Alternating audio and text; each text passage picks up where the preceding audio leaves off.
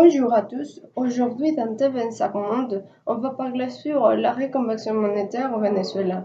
Comme vous savez bien, il y a 2 semaines que le gouvernement au Venezuela a pris la décision de changer grandement l'économie du pays.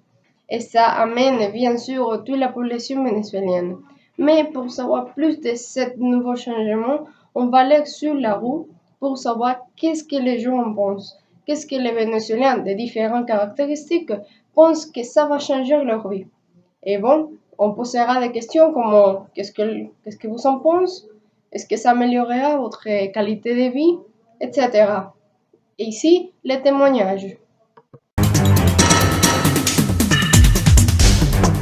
Bonjour, je m'appelle Corinne.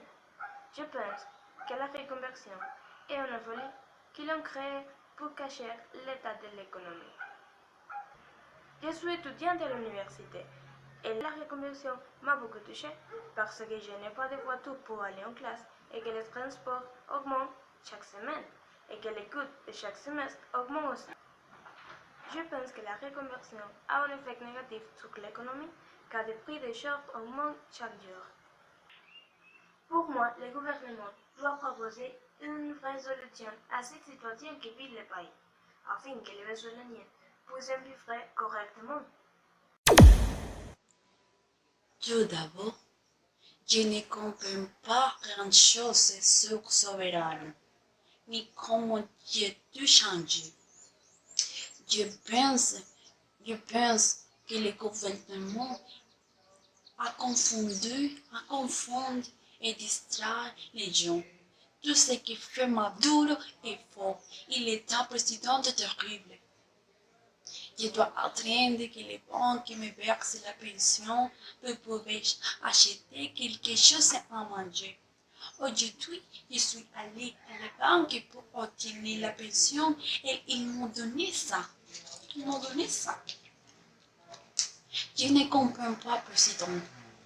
J'espère seulement que tout s'améliore et que nous sortons de cette situation économique. Dieu 64 ans. Dieu 64 ans, président. Je suis fatigué. Et je dois être calme à la maison. Bonjour camarades. Alors, je pense que la reconversion monétaire est la meilleure idée économique que mon bon président a donnée. Parce qu'il est le meilleur président de tous les temps.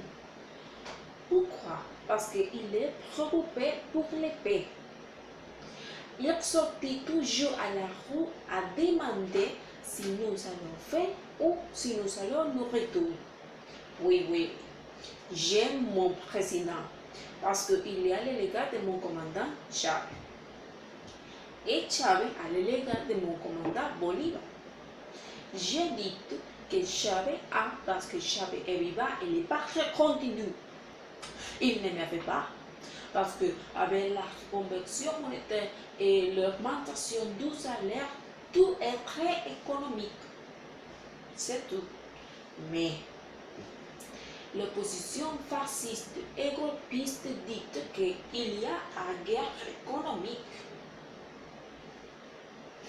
L'unique guerre économique qu'il y a à cette tête, c'est tout.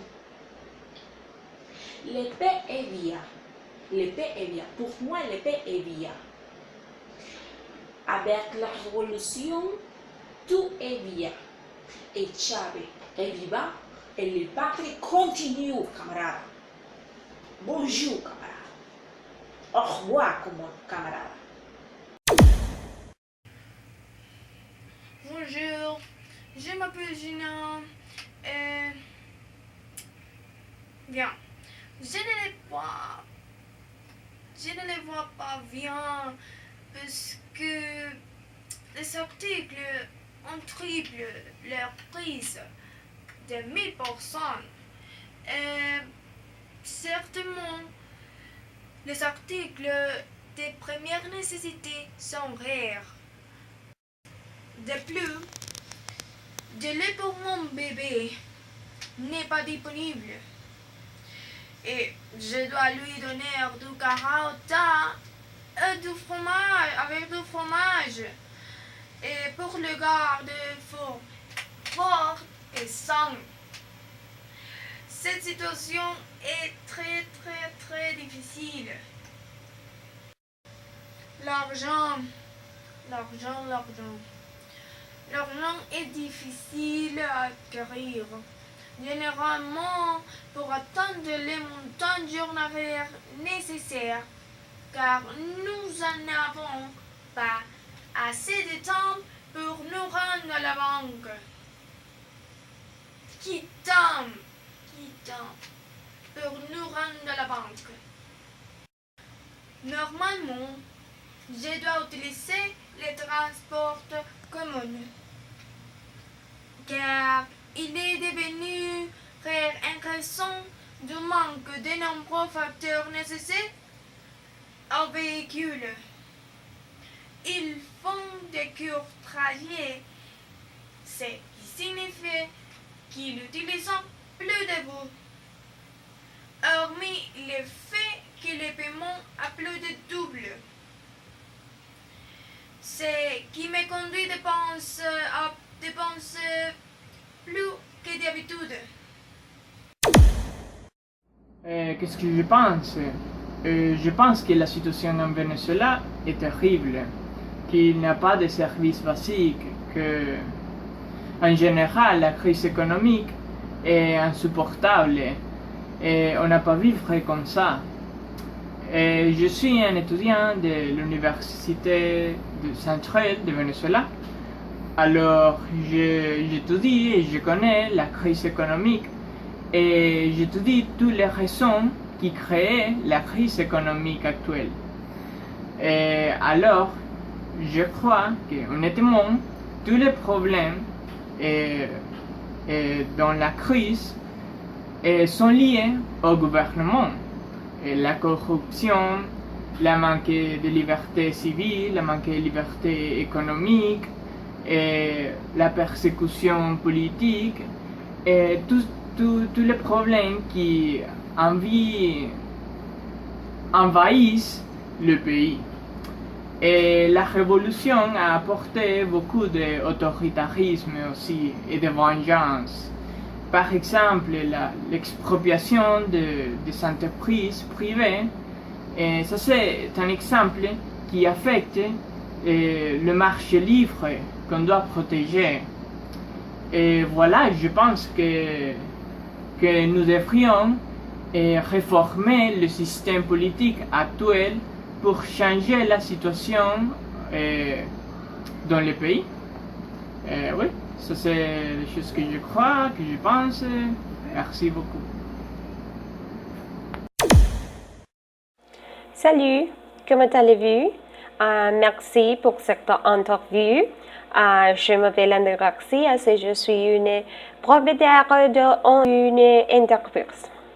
Donc, tu sais ce qui s'est passé dans le pays. Et je pense que le changement d'intérêt était loin une des choses les plus compliquées et les plus chaotiques et que nous sachions étant que citoyens vénézuéliens. Et je pense qu'il est important de souligner que les systèmes bancaires publics et privés sont dans une détérioration inimaginable, que s'ils favorisent les chaos et les désespoirs. Parce qu'il est extrêmement difficile d'obtenir de l'argent directement de les banques. Il est souvent très difficile de faire des paiements électroniques et ce soit des points de vente sur les sites officiels des banques ou avec des clients. Et les nouvelles systèmes de paiement immobilier à certains moments. Les plateformes ne fonctionnent pas où il n'y en a pas, et donc stable pour entrer. Et finalement, malheureusement, nous ne pouvons d'attendre qu'il se passe des choses dans notre pays. Au revoir. Bon, ce sont les témoignages et c'est fini pour aujourd'hui. L'équipe complète de TV5 Monde vous souhaite bonne nuit et on se voit la prochaine fois. À bientôt!